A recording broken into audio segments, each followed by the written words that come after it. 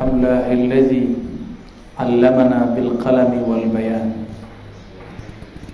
Amma ba'du, para asatiz, para masyayikh, para guru tuanku, para santri. Salah satu yang membuat saya rindu itu suasana pesantren, ya. Pesantren itu boleh disebut salah satu taman-taman surga di dunia, karena di situ orang rutin berzikir, rutin berfikir.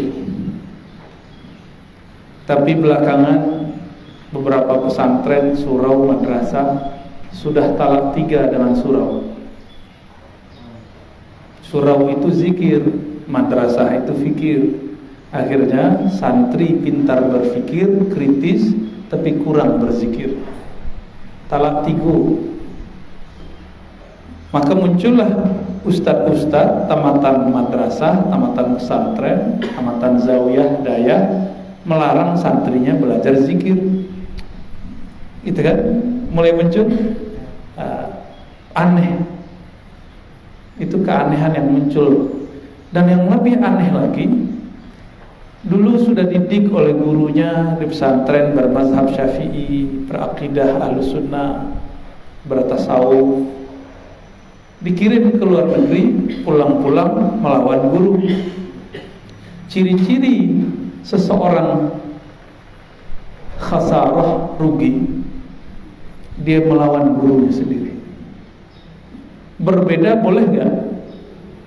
Melawan gak boleh. Beda-beda tipis.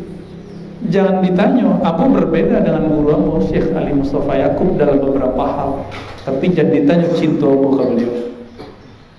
Berbeda dalam beberapa hal. Ini itu biasa.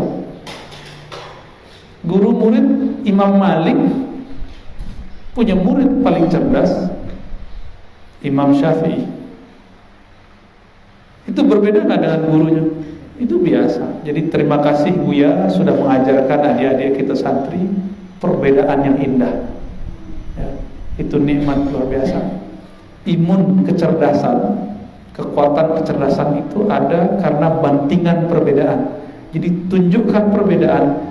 Bukan berarti ustadz yang tidak berkunut itu dia tidak Syafi'i. Mungkin dia lagi ngajar santrinya. Bisa jadi begitu.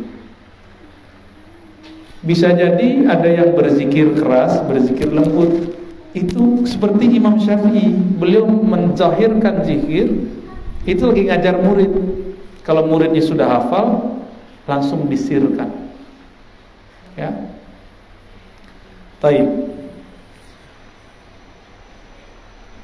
Khusus untuk santri, dalam hadis itu dikatakan, dikumpulkan riwayatnya oleh Imam Khatib Al-Baghdadi dalam kitab beliau Syarafu Ahlil Hadis atau Syarafu Ashabil Hadis. Itu sudah matbu', kitabnya riwayat kecil-kecil.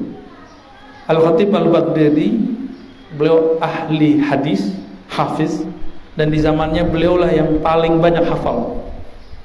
Bahkan beliau mencatat siapapun yang belajar jadi ulama di Baghdad dan yang masuk kota Baghdad, jadilah buku tarikh Baghdad, tarikh orang Baghdad atau yang mampir ke Baghdad. Imam Khatib Al-Baghdadi meriwayatkan dengan sanad yang bersambung ke sahabat Nabi Abu Sa'id. Abu Sa'id dikabarkan oleh Rasulullah, "Hai Abu Sa'id," sahabat Jabir dan sahabat-sahabat lain, "nanti akan datang kepada kalian orang-orang yang mempelajari kalam-kalamku, maka sambutlah." Kira-kira begitu kalau diterjemahkan, ya, au kama qala. Maka Abu Sa'id ketika murid-muridnya tabi'in, santri-santrinya datang, dibuatkan haflah pertemuan atau disambut baik formal ataupun informal. Marhaban biwasiyati Rasulillah. Jadi mereka disambut marhaban. Apa arti marhaban? Selamat datang wahai wasiat Rasulullah. Jadi Nabi belum wafat ngomong ke Abu Sa'id, nanti akan muncul orang-orang ngaji kepada engkau. Tuh ngomongnya. Udah kejadian belum? Belum. Tapi Nabi itu diberikan penglihatan dari zaman dahulu awal azali, pra waktu, sampai akhir nanti yang tidak batas. Nabi diperlihatkan semua. Maka Nabi lihat sahabat beliau, Bu Said, kamu nanti jadi ulama, jadi ustadz, jadi kiai. Nanti kalau datang sambut. Ada orang yang datang kepadamu, sambut. Jadi Nabi itu udah baca-baca takdir orang.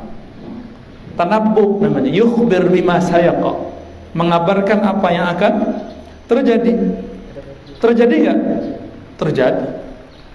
Ketika datang santri-santri dari kalangan tabi'in yang tadi ditanyakan Buya, khairul qurun qarni. Jadi beliau konfirmasi, dosen konfirmasi, lo kawan sagan wae. Ustaz, itu bah hadisnya. Itu gimana memahami hadis? Sebaik-baik kurun, kurunku. Kurun itu artinya apa kurun? Waktu, benda, waktu. Kurun jamaah dari qarn, satu tanduk. Satu tanduk itu maksudnya satu kali itu 100 tahun. Qarn. Setiap kali selesai 100 tahun disebut satu kurun. Dan Nabi mengatakan khairul kum qarni. Jadi ada 3 redaksi. Khairukum, sebaik-baik kamu yang hidup qarni, di kurunku. Jadi secara waktu yang lebih afdol, di mana Nabi hidup, di saat kapan Nabi hidup, itulah masa paling baik kalau percaya ke Nabi. Abu Jahal hidup semasa Rasulullah, baik nggak bagi Abu Jahal? Nggak baik. Berarti sesama Nabi belum tentu kita jadi sahabat. Ya coba bayangkan, malam tadi ada yang berkalam, saya ke Padang bolak-balik 7 kali, percaya nggak?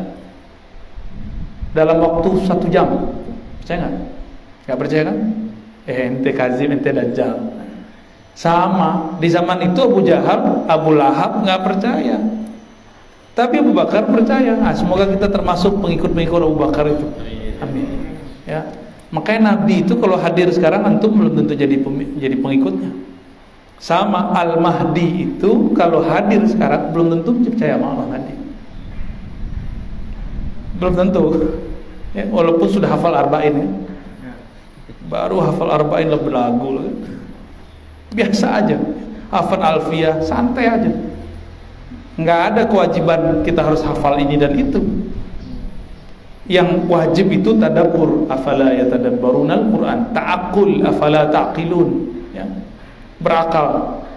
Ayatnya jelas. Maka setiap kali orang berakal, memanfaatkan akalnya, dia sedang menerapkan prinsip-prinsip Quran. Prinsip-prinsip Quran, ya. Abu Sa'id Al-Khudri datang murid. Makanya kemudian mengatakan marhaban, selamat datang wahai wasiat Rasulullah. Maka adik-adik santri, antum itu wasiat Rasulullah. Maka jaga-jaga adab sahabi itu ya. Si guru adab muallim, si murid adab muta'allim. Hadis khairul qurun, maka sebaik-baik adalah zaman Nabi itu secara zaman. Tapi di hadis yang lain Nabi mengatakan umatku semuanya baik, kullu khair. Seperti air hujan, awalnya hujan, akhirnya hujan sama-sama bagus, sama-sama berkah. Maka umat Nabi Muhammad awal dan akhir sama. Jadi sebaik-baik kurun zaman Nabi, tapi sebaik-baik umat awal dan akhir sama. Ya, jadi jangan terjebak dengan kata-kata salaf, kata-kata terdahulu. Kita lihat siapa salafnya. Kalau salafnya Abu Jahal, kalau salafnya Mu'tazilah, kalau salafnya Karramiyah, Muhammad bin Karram itu ahli hadis loh. Muhammad bin Karram wafat setahun sebelum Imam Bukhari 255 Hijriah. Sama dengan Imam Abu Abdullah Darimi, pengarang Sunan Darimi. Ya. Tapi ada Darimi yang murid yang terpengaruh bin Karram, namanya Utsman bin Said Darimi. Karena dia dulu pernah berguru ke Imam Ahmad bin Hanbali. Ibnu Taimiyah, Imam Salafi, mengira akidah Darimi yang junior ini akidahnya Imam Ahmad, padahal itu akidah Muhammad bin Karram, namanya Karramiyah. Kok nggak disebut Muhammadiyah? Ya kan? Jadi protes kawan pengikut Muhammad bin Wahab, jangan sebut kami Wahabi, kami ini pengikut Muhammad bin Wahab, Muhammadi dong. Ya Imam Syafi'i namanya siapa? Idris. Muhammad bin Idris. Muhammadiyah dong. Gitu. Imam Ahmad disebut mazhab Hanbali. Nama beliau Ahmad. Kenapa nggak disebut Ahmadiyah? Kiranya Ahmadiyah dibubarkan. Ya. Apa lagi? Tapi kalau di Mesir ada Thariqah Ahmadiyah. Ada Thariqah Ahmadiyah, bukan Ahmadiyah Qadiani, bukan. Jadi secara zaman, betul zaman Nabi yang paling mulia. Tapi secara sosok, siapapun yang mewarisi ilmu Nabi, percaya kepada Nabi, bersanad kepada Nabi, lahir batin, maka mereka orangnya khair, diberkati, akan diberkati. Percaya nggak dengan keberkahan Nabi itu? Kalau seseorang percaya kepada keberkahan Nabi, apa kata Nabi? Naddarallahu mra'an sami'a maqalati. Allah akan berikan nadrah. Nadrah itu cahaya wajah kebahagiaan. Sami'a maqalati, mau mendengarkan kalam-kalam aku, mendengarkan ajaran-ajaran aku. Maka adinda yang sudah menghafalkan hadis, semakin banyak hadis dihafalkan, semakin banyak modal nadrahnya. Apa arti nadrah tadi? Cahaya wajah, kebahagiaan. Makanya orang yang paling bahagia di bumi adalah orang yang paling banyak menyimak ajaran Nabi, tapi lewat sanad, supaya ada adabnya. Sami'a maqalati. Apa sebab? Di masa Rasulullah ada YouTube nggak? Ada buku yang dicetak nggak?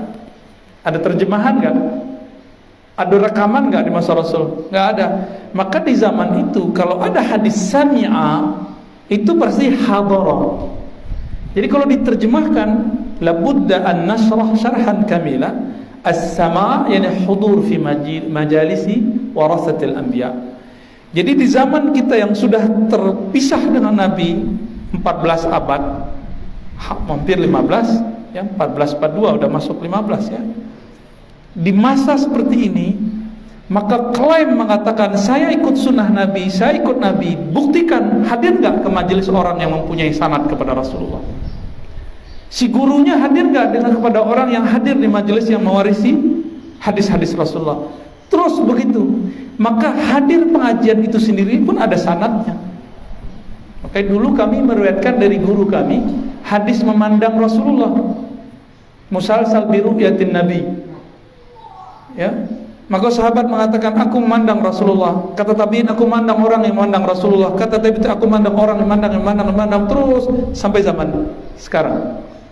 Berkatalah guru kami Syekh Ahmad Marwazi, aku melihat Syekh Yasin Al-Fadadi yang melihat guru-gurunya yang bersambung kepada Rasulullah sallallahu alaihi wasallam. Cahaya itu kalau masuk ada kebahagiaan. Itu yang membuat orang-orang ahlu sunnah tahan dicaci maki. La yakhafuna lawmata laim. Apa sebab? Dia sudah bahagia di dalam dirinya, tidak perlu cari bahagia dari pengikut dan jamaah. Enggak perlu bahagia dengan kata orang. Walaupun 1000 orang mengatakan syubhat, 1.000.000 orang mengatakan antum ahli bid'ah ustaz, khurafat, kuburiyun ustaz, dia tahu di kalbunya ada nur nadhr, nur kalam Rasulullah sallallahu alaihi wasallam. Itulah yang terjadi pada Imam Ahmad bin Hanbal. Imam Ahmad bin Hanbal disiksa oleh orang Mu'tazilah. Cuma karena hadis, beliau tidak mau berhenti menyampaikan hadis, Allah bisa dipandang nanti di akhirat. Beliau nggak mau menolak, membuang hadis ini, karena itu sudah mendarah daging dalam dirinya. Siapa yang tidak rindu dengan pencipta alam semesta? Siapa yang tidak rindu kalau masuk surga ketemu yang punya surga? Datang ke pondok Darul Ulum, dia makan, disambut, ambo bertanya kepada santri, "Mahanya Buya Burhan?" "Oh Buya Burhan, ndak mau bersobok aja Buya doh." Kira-kira apa? Kabur sama langsung. Ya. Nggak betah. Kita dikasih fasilitas, tapi sang sahibul mahadnya nggak mau ketemu. Itu baru di pesantren, Pak. Apalagi pesantren surga. Jannatul ma'wa, jannatul firdaus. Maka kalau hidup jangan cuma cari pahala, cari yang cari pahala, cari yang menciptakan pahala itu, Rabbuna tabaraka wa ta'ala, ya. Dan itu jalannya cuma satu. Naddarallahu imra'an sami'a maqalati. Sungguh niscaya, ya, pasti orang yang mendengar kalam-kalamku akan diberikan cahaya nadrah di wajahnya. Maka orang yang meriwayatkan hadis Nabi, mengajarkan ajaran Nabi, tidak akan pernah merasa miskin walaupun pernah miskin. Tidak akan pernah galau walaupun kegalauan itu datang setiap hari. Tidak akan pernah merasakan gelisah walaupun godaan gelisah itu akan mengguncangnya setiap hari. Di dalam batinnya ada ketenangan terdalam berlapis-lapis. Semoga kita diberi itu. Kuncinya dengarkan kalam Nabi sallallahu alaihi wasallam. Kalam Nabi itu ada yang dihafalkan bernama kitab hadis, ada yang dikerjakan bernama fikih, ada yang dirasakan bernama tasawuf. Maka belajar tasawuf itu sama kalam Nabi. Belajar fikih itu fiil perbuatan Nabi. Belajar teks kitab hadis itu hafalan tentang kalam-kalam Nabi. Jadi jangan dipisah-pisah. Kalau sudah paham begitu, pantaskah seorang penghafal kitab hadis ngejek ahli tasawuf? Enggak. Begitu juga ahli tasawuf gak boleh meremehkan ahli hadis, saling menguatkan. Makanya tadi Buya yang di surau, ya, di surau murid ayah antum itu berkalam, ya, kata, tolong kecen kamu ya tuh jangan tinggal nambung ngaji kitab Tandiurul Qulub terus, ya.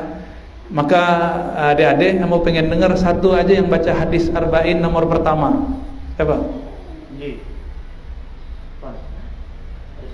Hadis pertama aja. Depan. Ya, sini. Paling gampang kok hadisnya, ya. Orang nggak sholat ya hafal. Ya, namanya siapa? Mas Muk Panji. Coba Panji. Bismillahirrahmanirrahim. Bismillahirrahmanirrahim. Al-hadits al-awwal an Amirul Mu'minin Abi Hafs Umar bin Khattab radhiyallahu anhu qala sami'tu Rasulullah sallallahu alaihi wasallam yaqulu innamal a'malu binniyat wa innama likulli imri'in ma nawa faman kanat hijratuhu ila Allah wa rasulih fa hijratuhu ila Allah wa rasulih wa man kanat hijratuhu ila dunya yusibuha aw imra'atin yankihuha fa hijratuhu ila ma hajara ilayhi rawahu al-Bukhari wa Muslim. Baik. Duduklah. Itu permulaan hadis ada di Bukhari, kemudian oleh Imam Nawawi ditaruh di hadis yang pertama. Dengan ini ajaztuka Syekh al-Ma'had Burhan antabas. Nah, wal masyayikh, ya, wal asatiz. Santrinya mampir ke ustaz nanti.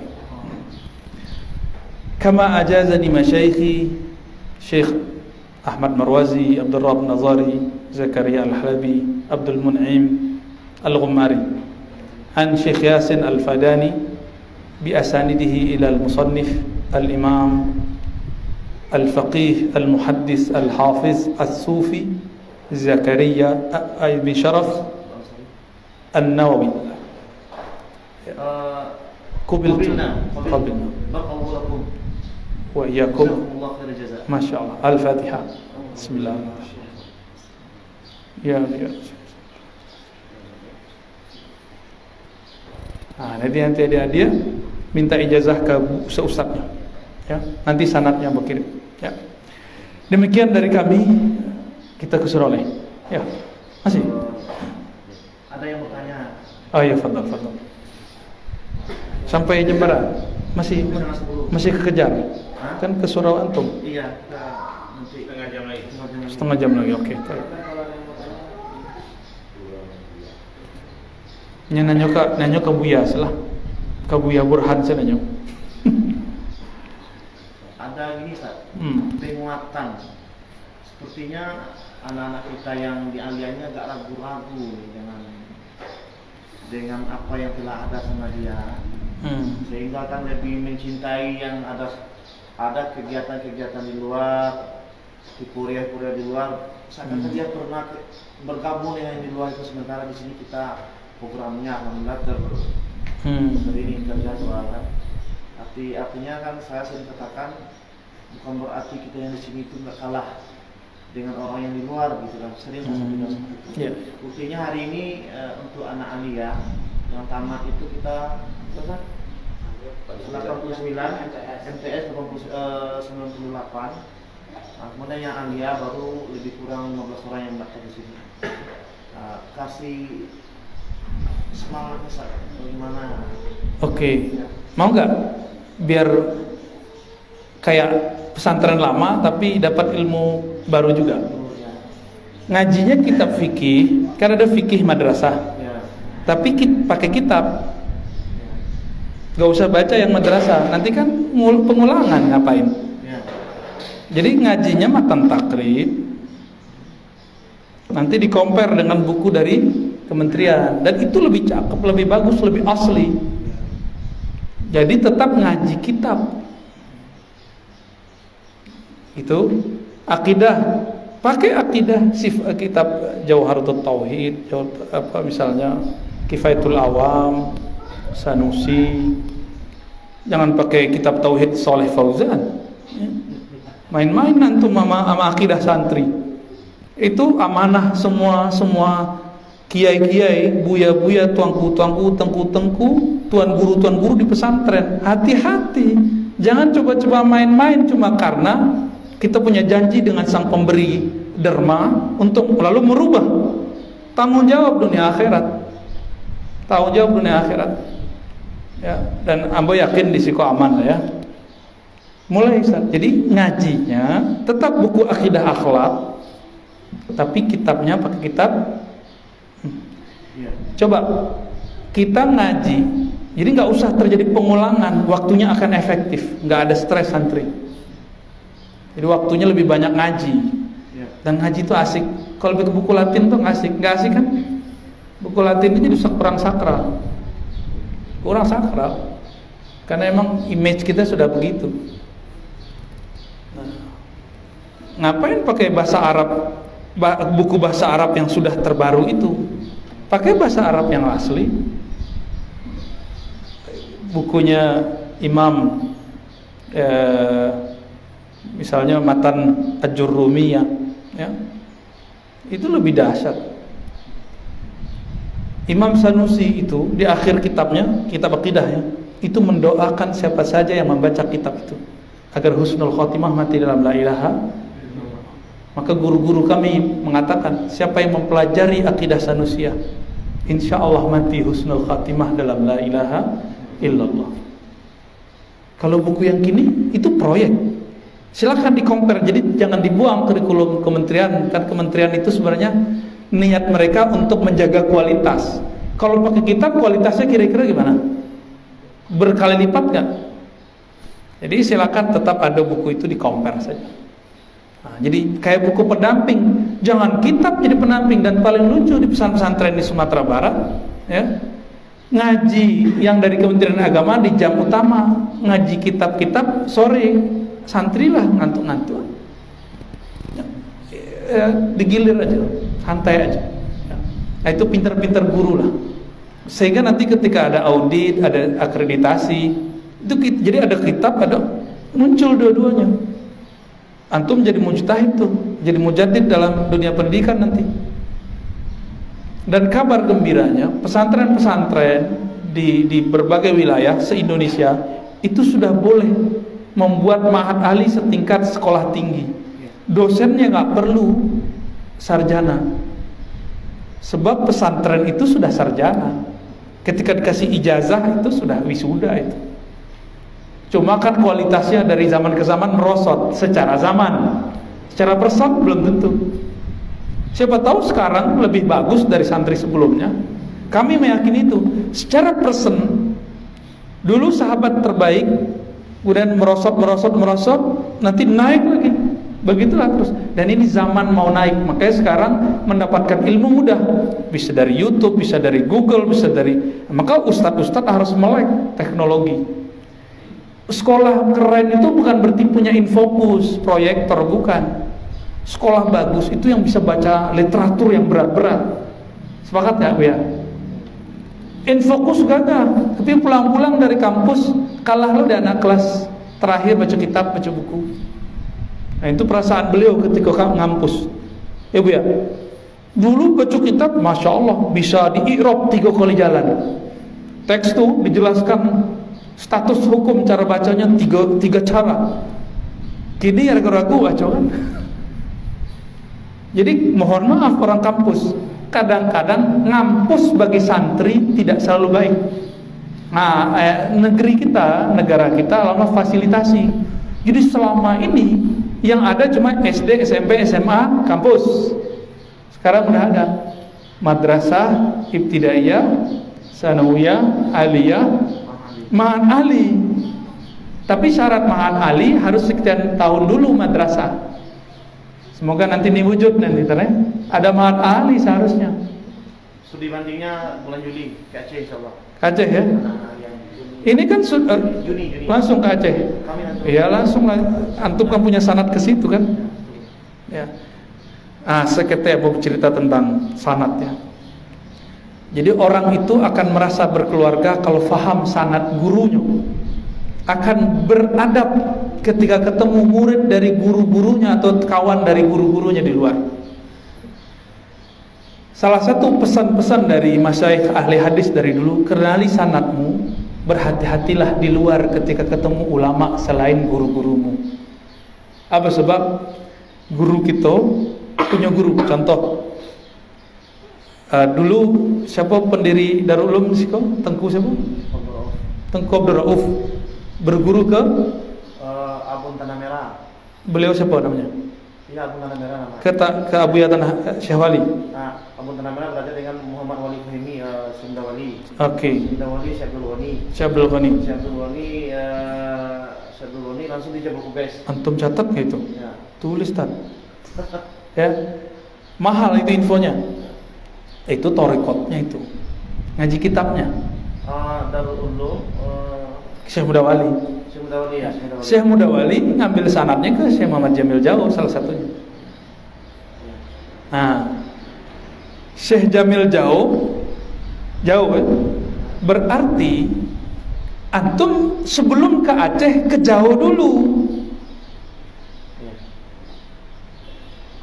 Gimana? Syekh Mudawali itu dulu senang dengan muridnya Jamil Jauh, namanya Zakaria Labai Sati. Urang ko mudabbaj, guru je murid, murid je guru, entah mayang guru, entah mayang murid. Saya yang ambil kaji, ambo ambil ilmu hisab ke beliau kan. Jadi ambo murid beliau juga. Dijelaskan ilmu hisabnya, oh ajib juga. Beda-beda tipis, masih beda 1 hari jangan pemerintah. Masih beda 1 hari, tapi lumayan itu ajib. Itu yang dipakai oleh kawan-kawan Syatari atau orang-orang kumpulan atau pesantren-pesantren dan surau-surau tarekat tertentu. Ya, ajib antum tuh ya. Bisa hafal dia, padahal ngaji udah di masa-masa kecil. Nah, jadi sebelum ke Aceh seharusnya ke Jauh dulu. Lalu muridnya Zakaria Labai Sati.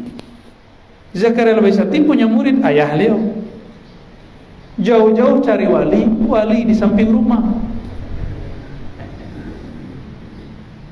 Itulah bakalam Syekh Mudawali itu. Jauh-jauh kalian mencari Syekh Mudawali, wali ada di samping rumah kalian. Jadi ziarah tuh kalau tahu sanad bukan hanya dengan semangat-semangat mau jalan-jalan. Minimal wali murid. Itu beda tuh wali itu. Itu wali gak disebut di akhirat. Oke, jadi kalau paham sanad, kita akan mau menziarahi orang-orang yang tergabung. Kiranya orang tuh paman dalam ilmu, orang tuh kakek kami dalam ilmu. Nggak mungkin kita kurang ajar orang tuh kan. Bu ya, Cucu dari si Jamil Jauh di sini ada 3 tahun lebih. Ngajar. Jadi pembina ngajar. Masya Allah. Sekarang balik. Sekarang dia balik kampungnya. Siapa namanya? Dan suaminya Irwan Faris. Buya Irwan Faris. Ya, sekarang dia jadi pembina di MKPK Ketua Baru. Kota Baru. Masih manhaj Ahlussunnah kan? Masih. Oh kayaknya berat untuk ngomong masih. Masih lah masalah. Syekh Jamil Jawa itu nulis kitab Nahwu, bahkan mengkritik selevel Muhammad Abduh. Bayangkan, Muhammad Abduh itu paling terkenal di zamannya. Ulama Mesir, Azhari itu Bu ya. Syekh Jamil Jawa mampu memahami kekeliruan Abduh, dikritik oleh beliau dalam kitab Tazkiratul Qulub. Jadi ulama-ulama kita dulu ikut dalam perdebatan internasional, bukan perdebatan masih gini yasinan, kunut, nggak level, bosan kita itu. Cuma jamaah kan masih bingung.